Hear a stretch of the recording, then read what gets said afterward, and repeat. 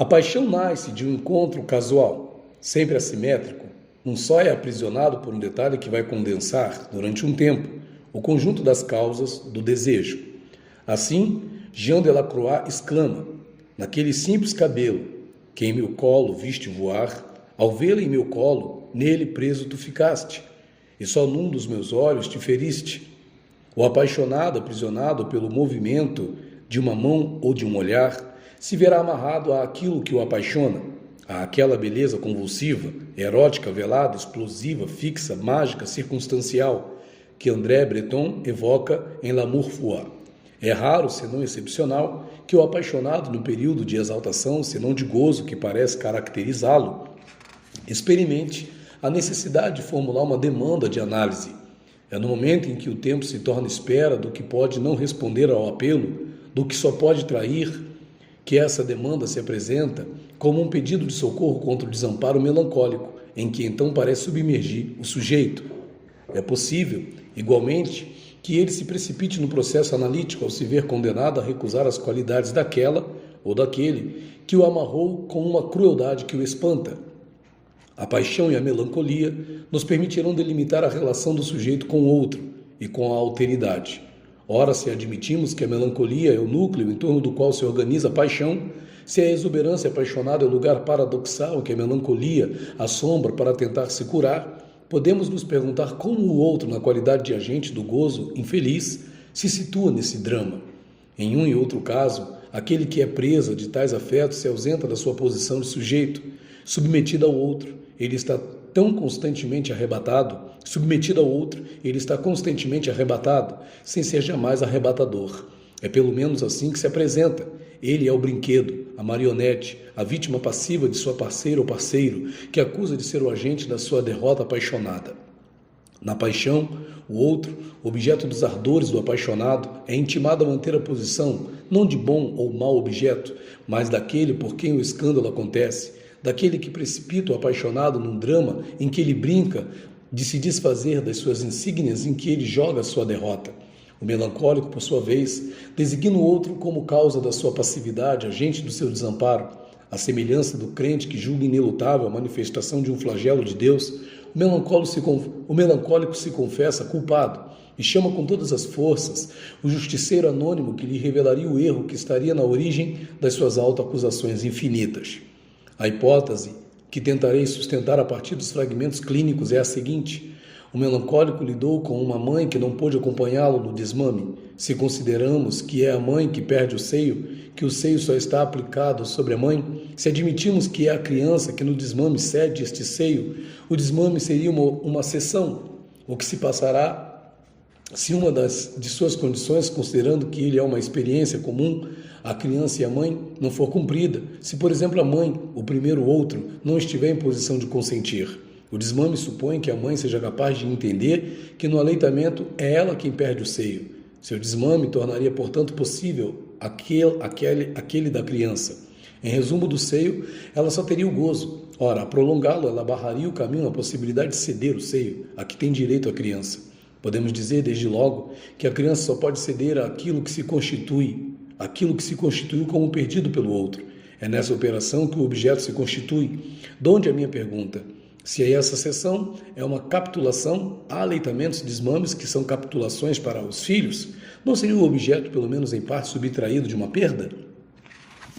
Estenderei essa hipótese lembrando que, se para Lacan o objeto transicional, aquele pedacinho arrancado de algo, é como que investido pelo objeto A, o objeto causa de desejo, ainda é preciso que este já se tenha constituído como objeto cessível. Com efeito, nenhum objeto poderá ocupar a função que Winnicott atribui ao objeto transicional se o objeto A ainda não se constitui por si mesmo como objeto perdido. Essa antecedência significante não implica um objeto preexistente ou original. Ela significa, no máximo, a antecedência na qual e pela qual o sujeito se constitui. Para esclarecer este conjunto de proposições, farei referência ao caso de uma criança confrontada à dificuldade experimentada por sua mãe de perder o seio, no momento em que enfrentava um luto doloroso. Essa mulher, muito confusa no curso de um trabalho de luto, formulou uma demanda de análise. Seu pai tinha acabado de morrer no Oriente Médio e ela vivia na França há muitos anos. Durante uma sessão, ao começar a contar os sonhos premonitórios de catástrofes e de destruição que povoam suas noites e a aterrorizam, ela evoca seu bebê, o último, seu filho, 14 meses mais jovem que uma filhinha de quem ela só tem a felicitar-se. O menino, então com 10 meses, apresentou até ali um desenvolvimento normal, mas após a morte do avô, ele não consegue nem sequer comer sozinho. Ele nunca põe nada na boca, nem brinquedos, nem alimentos, nem quaisquer outros objetos. Ele não chora nem grita, e os balbucios parecem desertá-lo pouco a pouco. Esse período, durante o qual nada parecia poder entrar ou sair de sua boca, é rapidamente sucedido por um outro, de abatimento, que alarma a mãe. É assim que verei pouco a pouco, ao longo das sessões, instalar-se na criança uma apatia que começou a me preocupar.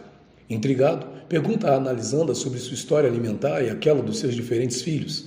Ela então me conta que amamentou a filha mais velha durante 15 meses, e a segunda também uma menina nascida 2 anos mais tarde, durante 10 meses. Foi, aliás, durante este aleitamento que ela ficou grávida pela 3ª vez, quando do nascimento do filho, ela se torna repentinamente alvo da violência da sogra, uma europeia que exige que ela não o amamente por tanto tempo. Seu filho será desmamado com 3 meses. Algumas semanas mais tarde, o pai da analisanda morria em seu país natal. Ela deixou apressadamente a família, mas chegou tarde demais para o funeral. Assim, não só ela não teve tempo de ir até o termo do seu desmame, mas este tinha entrado em ressonância com a morte do pai. Um letrado, um poeta fugido das páginas de um romance de Taufik el-Hakim. Daí a questão que devemos nos perguntar: não será necessário no desmame que a mãe acompanhe o filho em seu próprio luto?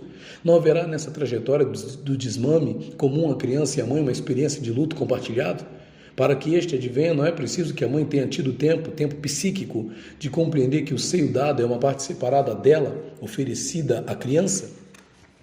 A erotização da esfera oral, não é esse o seu preço? Não é o perdido do outro reconhecido neste status que permite que essa zona seja erotizada na criança? Quer dizer, marcada, picotada, selada com a chancela do significante perda?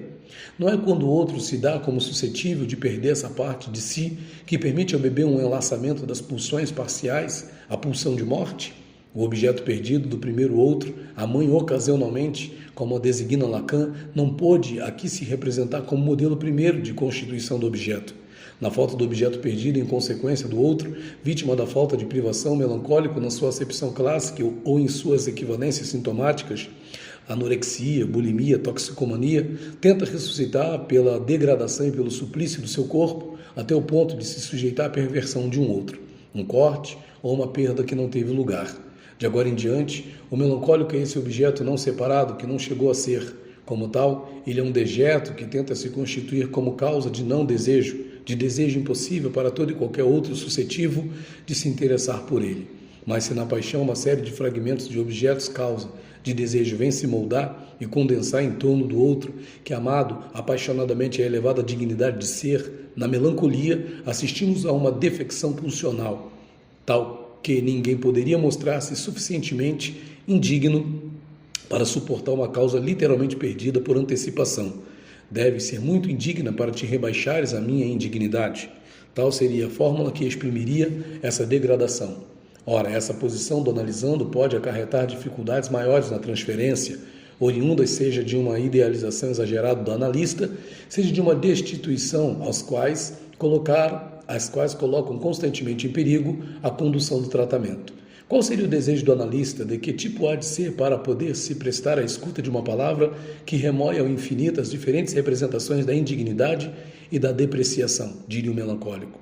Ora, outro procedente da ferocidade geral, ora dejeto, indigno cuja ineficácia está à altura da abolia do analisando, o analista pode vir a ocupar o lugar de um vazio no espelho. Não aquele aliviador que testemunha que a operação de separação se efetuou e que ocorreu a assunção da imagem especular, mas sim de uma negra e densa opacidade, de um enigmático objeto que portaria em si todos os estigmas da paixão, do deslumbramento inicial à dejeção final. O fato de um analista ser chamado a deslocar mais precisamente o lugar de destinação do discurso do analisando é evidente, condição mínima e necessária para introduzir nessa falta de que aflige o analisando melancólico, uma área possível de jogo e de dialetização, ou seja, de perda, pois o melancólico não é atormentado por uma perda, mas pela falha de nomeação e de designação possível desta perda.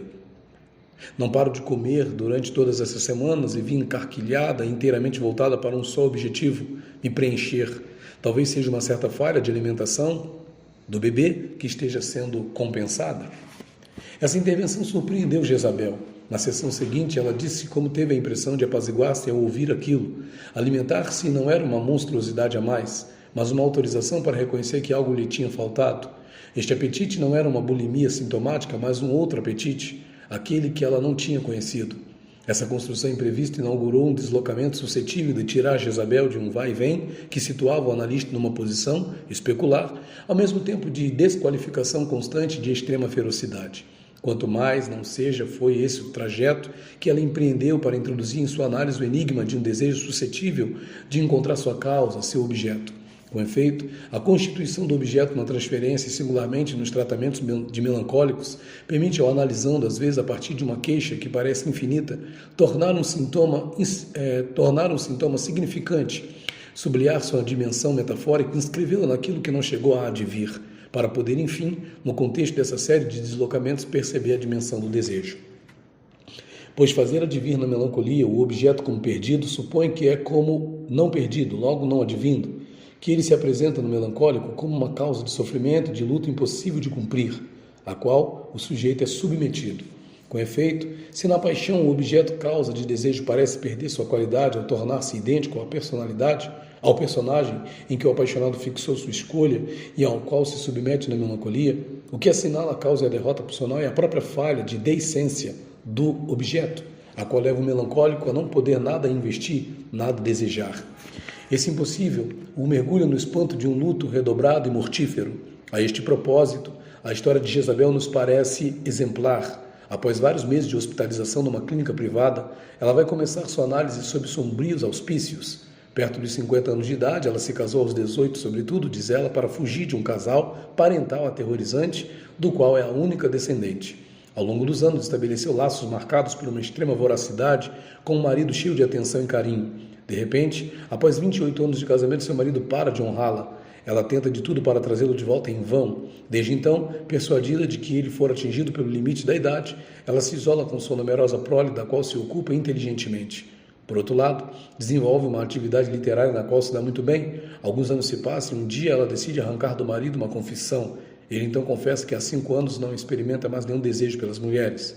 Ele não deixou de amá-la por outra, mas circunstância agravante por nenhuma outra.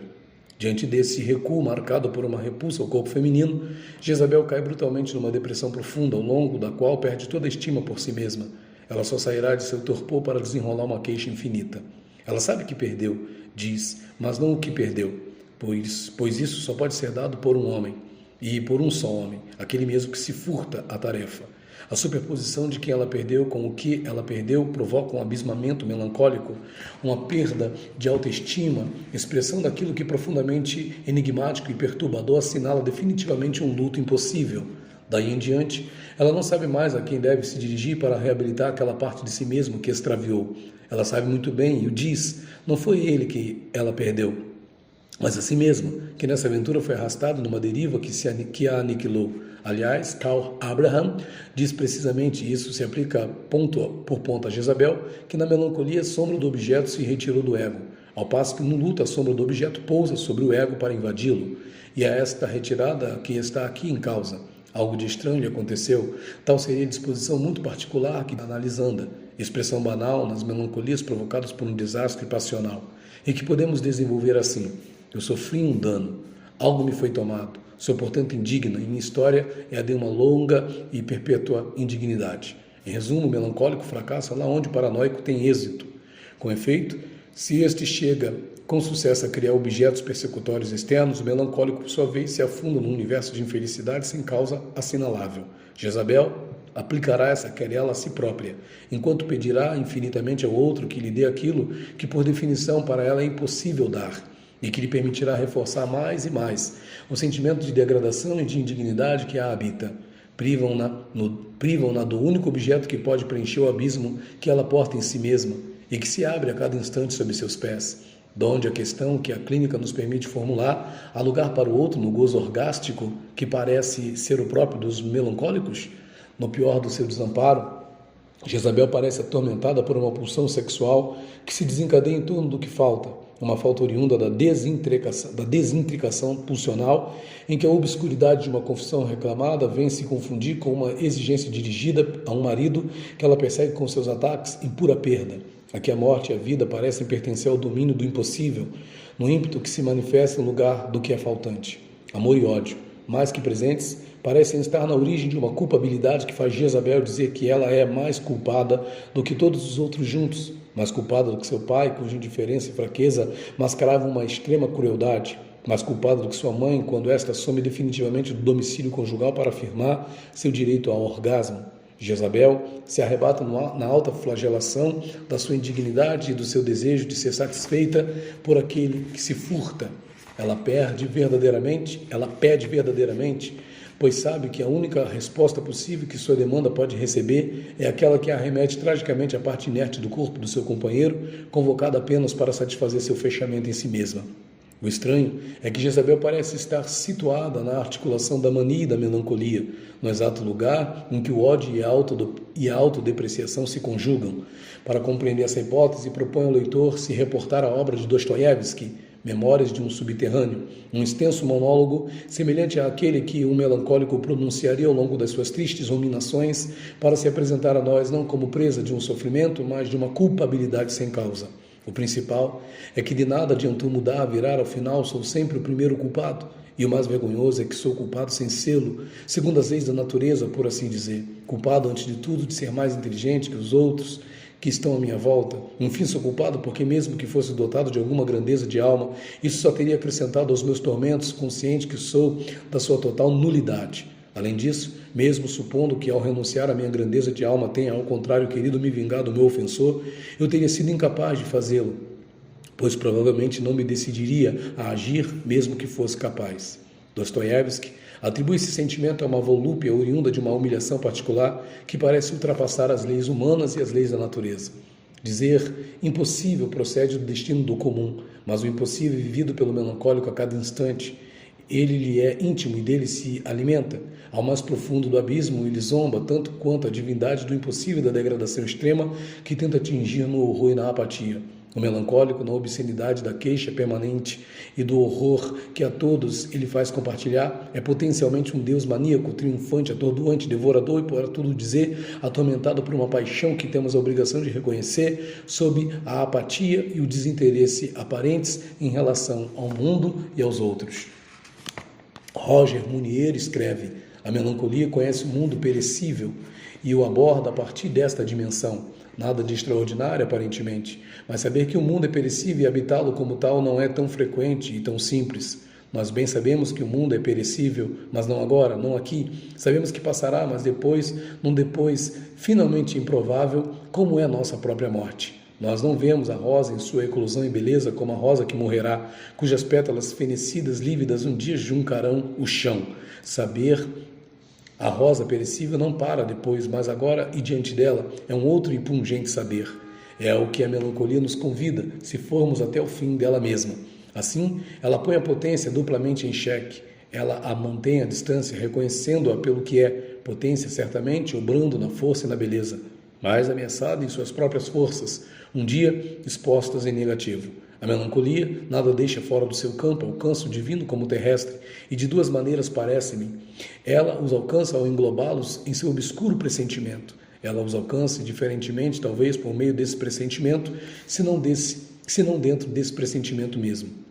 Se concordarmos em dar algum crédito a esses autores, e como não fazê-lo, já que a clínica, por menos que estejamos atentos, vai no sentido deles, até o extremo da síndrome de Cotard, somos levados a acreditar que o sentimento de onipotência é inseparável do lamento infinito que o melancólico repisa até a náusea.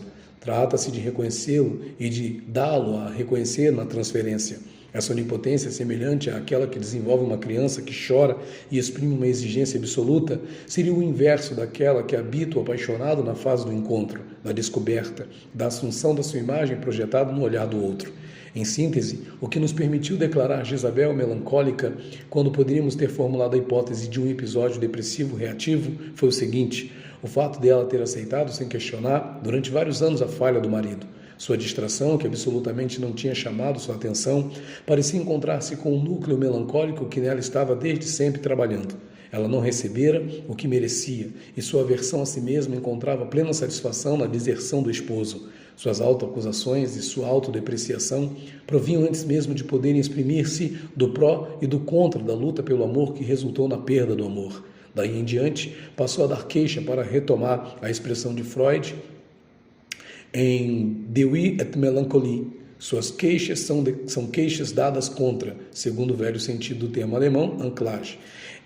Eles não se envergonham e não se escondem, pois todas as palavras depreciativas que pronunciam contra si mesmos são, no fundo, pronunciadas contra um outro. E eles estão muito longe de praticar, em relação aos seus familiares e próximos, a humildade e submissão únicas de pessoas tão indignas.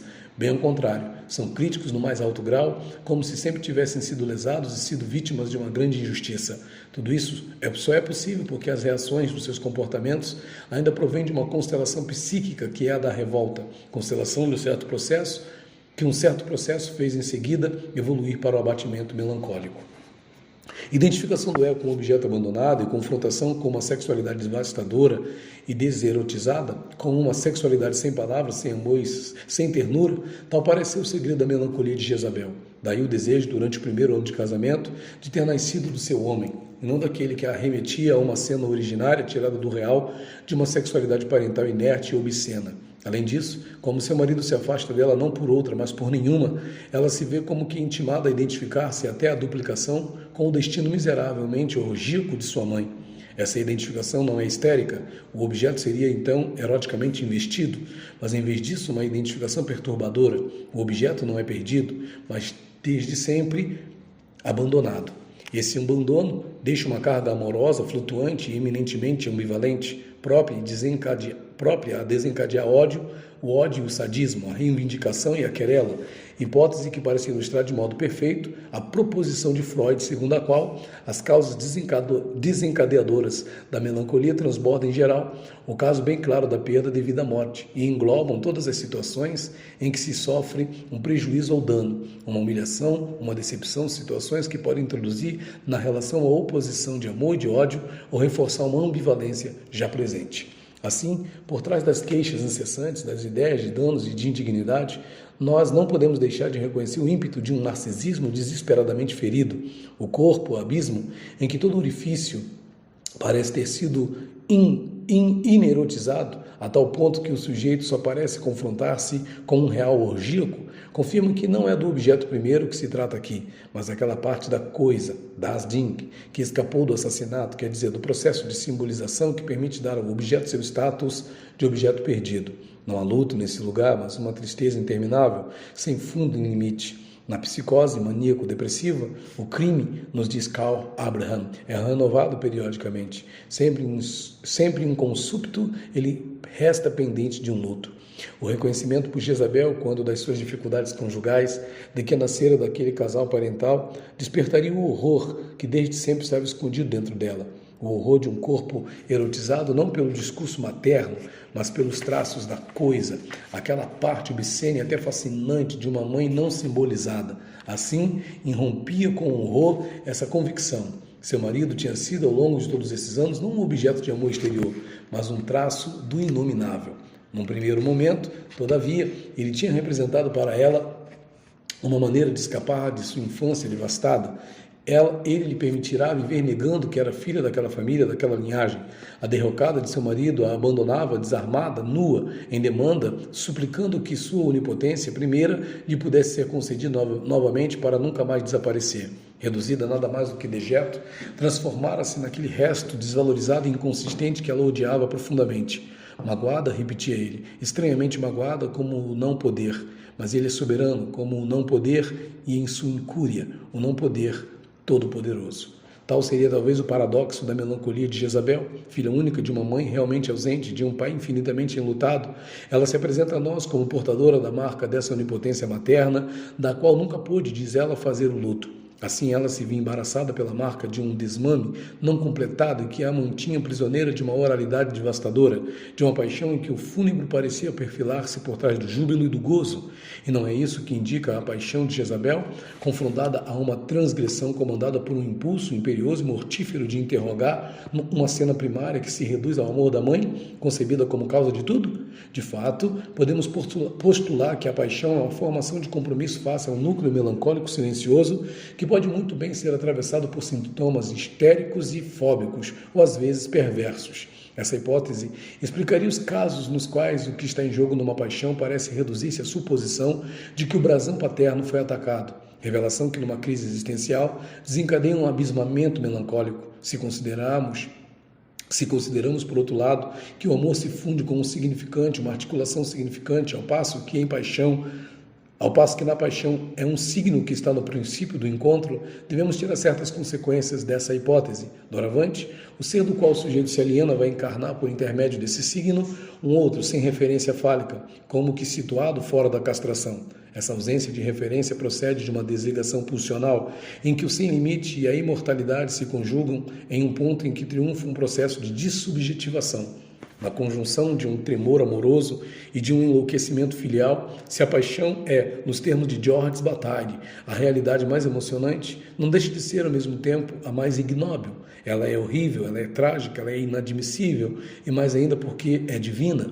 Ignóbil, horrível, a paixão seria o inverso exato da melancolia. Ela afirma, reivindica exatamente onde o melancólico sofre. Ela arde, se consome lá onde o melancólico remexe com tristeza e cinzas frias dos seus fracassos e das suas impossibilidades. Roxane encontrou essa ferocidade extrema quando a morte do seu amante, que ela havia deixado algumas semanas antes, lhe revelou a paixão que tinha vivido durante o extenso episódio melancólico que durou cerca de 2 anos. Com efeito, ao longo de uma análise que se desenrolava, até então sem dificuldades maiores, em algumas horas, Roxane conheceu a catástrofe. Seu amigo Twist, de quem ela falara muito pouco até ali, morrera brutalmente. Até aquele momento, sua fala se centrava no divórcio dos seus genitores após a falência do pai. Ela se dizia presa ao excesso de sexual da mãe e dos seus amantes sucessivos, a sedução e ataques aos quais teve de se submeter, mas também a miséria social que experimentou por tantos anos. Ora, um dia seu amigo, com quem aliás ela já não coabitava mais, é hospitalizado, sofrendo de uma nefrite aguda, cirrótico, em último grau, seu corpo não resiste. Ela o vela durante várias semanas, dia e noite, só o deixa na hora de ir ao trabalho. Um dia, enquanto estava ausente por algumas horas, ele morre. Roxane cai então numa profunda depressão, se interna por algumas semanas no hospital, não come mais, não sai mais do quarto, nem mesmo da cama. Um trimestre mais tarde, ela retoma sua análise, reduzida a um estado que a gíria dos campos de concentração chamava de muçulmaner. Submetida a uma regra de vida opaca, absurda, incompreensível, ela se deixa morrer. Desse ponto em diante, ela depende daquele que dependeu dela. Nos confins do real e do imaginário, ergue-se esse lugar de identificação que a faz ver num estado de tensão menor. Ela se identifica com um morto, que a ela se oferece como cadáver, um corpo destruído que ela não pode mais abandonar. Ela porta em si aquele a quem está doravante unida para a não-vida. Definitivamente, ele não é mais alcoólatra, nem drogado, nem fantasista. Está fora da tensão. Ela porta em si este cadáver inerte que abole todas as tensões, a fome, a sede e o impulso amoroso. Roxane transporta num corpo diáfano um rosto dolorido e sempre mais belo. Está no estado de graça de um gozo autoerótico, de um grau zero de tensões e do triunfo do princípio do prazer, a tal ponto que este, sem conhecer nenhum assolamento, parece lhe ter aberto em vida as portas de um repouso eterno, de uma felicidade inefável e infinita. Esse segundo tratamento passou por uma virada quando, durante uma sessão, disse-lhe, para minha grande surpresa, quando ela estava, em resumo, procurando dar consistência ao outro do sofrimento. Tratava-se para ela, portanto, não de constituir outra a partir do seu masoquismo, mas antes de fazer advir esse outro inominado do sofrimento, já que o morto tinha-lhe revelado que um luto antigo não pôde jamais se efetuar. Essa transformação ainda enigmática de um vivente em cadáver imputrescível tinha posto em evidência o fato de que para ela não havia outro pensável, senão sob a espécie de um ser privado de vida. Passo a passo, a partir dessa intervenção que reconhecia que seu sofrimento procedia de um encontro com a morte sem luto possível, Roxane pôde começar a constituir aquilo que lhe permitiria deduzir desse outro, enigmático, aterrador e dominador, uma alteridade suscetível de introduzir uma tensão no interior mesmo do real dos seus tormentos. Essa tensão era certamente dolorosa, mas lhe permitia colocar sobre a mesa as diferentes figuras da infelicidade que tinham ocupado até aqui seu espaço psíquico, a ponto de situá-la na zona aterradora em que a melancolia se transforma em autoerotismo masoquista. Twist tinha sido o pretexto dessa busca desvairada de um duplo em natureza, um clone que tão logo imaginado iria engordar o carapulo anoréxico que ela portava dentro de si. A cadaverização do parceiro, mesmo quando vivo, se revelara nessa análise como aquela parte de luto impossível que até aqui não tinha podido se manifestar nela. A morte e a retenção de Twist podem significar para ela aquilo que silenciosamente desde sempre trabalhava, remetendo-a à impossibilidade de formular essa proposição. Há ambivalência de sentimentos, há assassínio, há desejo de assassinato. Ora, parece-me que, se uma primeira inscrição do significante assassinato não pôde efetuar-se na espécie do assassinato daquele ancestral que Freud denomina pai da horda, e a via ao trabalho do luto fica bloqueada, como aquela das diferentes representações da diferença, e aquela da ambivalência, erigindo o interior no íntimo mesmo do ser, em vez e lugar de um outro, um cadáver ao mesmo tempo opressor e superegóico. Esse foi o preço pago por Roxane. A melancolia que a afetara atualizava uma das representações do cadáver, imputrescível e inominável, que condensa, metaforiza aquilo que, sem ter ainda advindo ao status de significante, subsiste em estado de traço. Foi preciso que Roxane, após a travessia desse longo período melancólico, pudesse articular a degradação do pai todo-poderoso, todo sexuado, mas expulso da função paterna com sua própria derrocada para poder, num tempo segundo, despregar-se do cadáver, a fim de fazer, nessa ocasião, a experiência subjetivante de um luto que até então não ocorrera.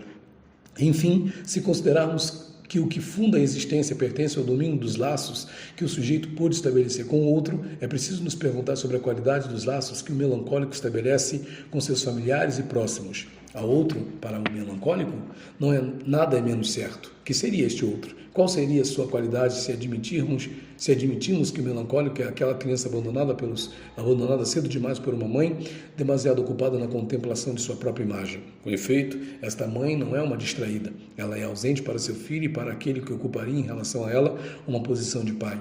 Ela só está presente para si mesma. Como então introduzir o outro no tratamento? Quando Lacan diz que o desejo do homem é o desejo do outro, nos dá a entender que o primeiro objeto do desejo se funda a partir do desejo de ser reconhecido pelo outro. Suponhamos, então, que esse outro nos recuse seu reconhecimento, que, por exemplo, no instante em que a criança se volta para a mãe para buscar em seu olhar aquilo que a escorará com reconhecimento, os contornos da sua imagem especular, esta vire a cabeça ou lhe devolva um olhar vazio. Que poderá advir se não um encontro com o impossível? Doravante, o desejo estará como que em suspenso. Num ponto crucial, aquele que funda o reconhecimento, vale dizer também as potencialidades de identificação, o lugar do outro é mudo. A mudez e cegueira do outro e sua indiferença ao que lhe é endereçado provocam no sujeito uma sideração que o instala aquém do luto. Podemos dizer dos melancólicos que algo lhes aconteceu, no sentido de que o endereçamento dos seus discursos se perdeu no limbo, mas a carta não está aqui tão perdida quanto está em sofrimento, à procura de um destinatário para poder enfim ser escrita. Um passo a mais e a própria ideia de carta se esvai em fumaça. Tenho algo a fazer, mas o quê? E depois o tédio pesado do não tenho nada para fazer, eu não valho nada, se instala progressivamente e invade a paisagem psíquica. Essa perturbação considerável tem por resultado um sofrimento sem angústia que é próprio da melancolia. Tentemos traçar aqui a genealogia dessa hipótese, referindo-nos à distinção introduzida por Lacan entre demanda, necessidade e desejo. A demanda, diz ele, se separa da necessidade, se rasga dela. Essa ruptura nos permite compreender que a demanda procede de uma declaração de amor, de um dirigir-se ao outro, de um não sei o que representa um apelo à satisfação que o outro só pode conceder parcialmente. A demanda seria como a abertura pela segunda mamada, a segunda mamadeira, de um sentimento de espanto e nostalgia. Algo da necessidade satisfeito, quase nada separa essa segunda tomada da primeira, e esse quase nada designa uma margem. Esta margem acompanharia as bordas do rasgo que separa e une como cicatriz, como traço, a necessidade e a demanda. É dentro dela que se situa o desejo, tal como é colocado em jogo na atividade pulsional. Nós vemos o quanto é necessário separar a pulsão interna e historicizante do instinto externo submetido exclusivamente às categorias da necessidade e da sobrevivência. Se admitirmos que o desejo começa na margem que a demanda se rasga da necessidade, perceberemos que esse conjunto, necessidade, desejo, demanda, define o sujeito, ou mais precisamente o representa. Essa montagem parece trazer algum esclarecimento quanto a essas três proposições enunciadas por Lacan e que parece oportuno lembrar aqui. O objeto do desejo é um objeto salvo das águas do amor. Eu só avanço no mundo dos objetos pela via das objeções ao meu desejo. O objeto se encontra por meio das objeções. O desejo se esboça na margem em que a demanda se rasga da necessidade, sendo essa margem aquela que a demanda abre sob a forma da falta possível, que pode aí introduzir a necessidade de não ter satisfação universal, o que se chama angústia. Por isso, podemos dizer que, se o objeto como causa de desejo é salvo das águas do amor materno, o é exatamente porque a demanda vê opor-se um limite às suas pretensões.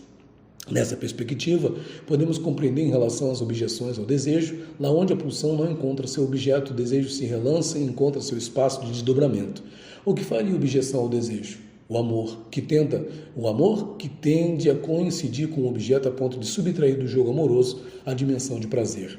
Voltemos a uma possibilidade evocada acima. Suponhamos que a via da demanda, expressa na direção do outro, esteja bloqueada. A criança será então confrontada não a objeções, mas ao impossível.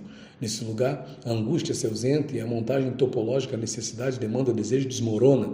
Um objeto permanece reduzido ao status de tapa-buraco, confrontando o sujeito a um outro aterrador do qual ele deve desconfiar. O melancólico seria, portanto, aquele a quem a falta de reconhecimento do outro torna impossível ou aleatória a formulação de uma demanda, aquele cujo desejo permanece enigmático e que, encontrando mais ausência de recepção do que objeção ao seu desejo, vê sua relação com o objeto atingida a um ponto em que se vê paralisado numa tristeza sem fim, sem recurso possível à angústia, quer dizer, ao que poderia suscitar o objeto. O vazio ao qual se confronta o melancólico designa o lugar da coisa, que vem aqui substituir o objeto. Foi assim que Roxane, que teve de regressar a ponto de parar de obedecer à necessidade, só pôde sair do seu estado de apatia no momento em que, na transferência, manifestou-se sua tendência a dar consistência ao outro do sofrimento. Podemos dizer, a posteriori, que esse outro era nem mais nem menos que o representante da ausência do objeto. A sequência da história dessa analisanda veio a confirmá-lo amplamente. O outro do sofrimento, formulação no mínimo estranha que surgiu no consultório do analista durante a escuta horrorizada de um enunciado glacial, confirma que Roxane só tinha como outro a representação dessa ausência de objeto, sua demanda, expressa a um destinatário definitivamente ausente, fora acluído, a abandonava, atormentada por um desejo pavoroso, desnudado, desesperado. Articular o outro com o sofrimento, dizer que se tratava para ela de dar consistência a ele, significava que nesse sofrimento inadmitido havia o outro suscitado por ela, a quem a queixa se dirigia, no caso, o analista. Nessas condições, tornando-se o sofrimento um significante, ele podia, num primeiro tempo, ser reconhecido em seu status de objeto a partir do qual outros objetos passavam a poder entrar em cena. Significa dizer que na análise dos melancólicos, tanto ou mais que em outros tratamentos, trabalhamos a constituição do objeto, trabalhamos sobre um luto não consumado, levando em consideração, como observa François Baudry, que o novo amor, que é a fórmula mesma do ato analítico, tende a constituir um objeto que permitiria ao sujeito dele fazer o luto. Fazer o luto aliás, não é isso que imediatamente se vê em cada demanda de análise? Não podemos, desde logo, pretender que a demanda encubra sempre uma paixão secreta, não reconhecida e na espera de uma palavra? Poder trabalhar na transferência, o que faz fronteira, bem como aquela parte do real, capaz de tomar as formas da abjeção, do ódio e do amor, em sua vertente extrema. Eis o que permite introduzir o sujeito passo a passo na função simbólica, separando-o desse modo da estátua de comendador que está no princípio da paixão, desde o fogo inaugural do amor, à primeira vista, até a decomposição final. Por isso, é pelo intermédio do amor, da transferência, que o melancólico poderá constituir objeto, condição para que a solidão pare de acenar e que o acesso ao heterogêneo lhe permita compreender que o desejo não tem por mestre nem a crueldade, nem a plenitude, mas a falta. Livro A Crueldade Melancólica, de Jacques Rassum, capítulo 2.